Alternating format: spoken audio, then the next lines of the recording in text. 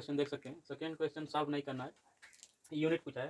क्या कर रहा है, SI unit of magnetic induction field. Magnetic induction या इसी को कह सकते हैं मैग्नेटिक फ्लक्स डेंसिटी।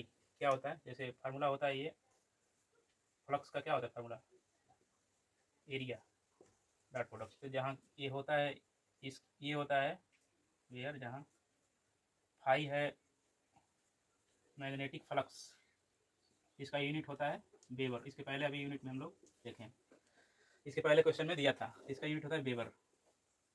और बी क्या है, बी है हमारा मैग्नेटिक इंडक्शन, या इसी को बोल सकते हैं मैग्नेटिक और magnetic flux density, flux density. और ये क्या है हमारा एरिया। तो इसका मैग्नेटिक फ्लक्स इंडक्शन का यूनिट क्या होगा, एसआई यूनिट टेस्ला। और एरिया क्या है, एरिया ये, इसको किस में मेजर करते हैं, मीटर में।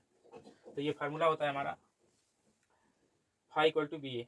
जैसे कोई अगर किसी प्लेट से उसका एरिया है, इससे हम मैग्नेटिक फ्लक्स लाइन पास करते हैं, इसका फार्मूला होगा जो इसका एरिया कुछ होगा, और जो कितनी लाइन पास करेंगी वो होगा मैग्नेटिक फ्लक्स डेंसिटी, जिसको इसको हम यहाँ लिख सकते हैं बी इक्वल टू क्या होगा, फाई अपान ए।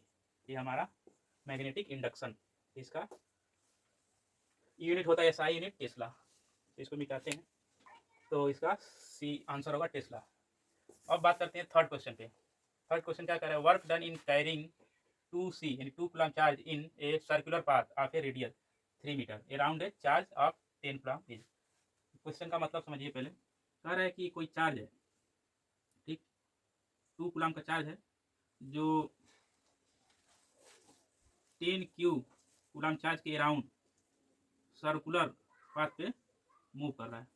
तो कह रहा है कि वर्क डन, कितना वर्क डन कैरी करेगा इस चार्ज को सर्कुलर पाथ पे मूव करने पर, जिसका रेडियस कितना है, रेडियस दिया है 3 मीटर। तो इसका आंसर क्या होगा। तो सबसे पहले ये सर्कुलर पाथ है, तो हम लोग जानते हैं कि ये सर्कुलर पाथ पे एक टर्म आता है इक्वी पोटेंशियल। क्या होता है, इक्वी पोटेंशियल,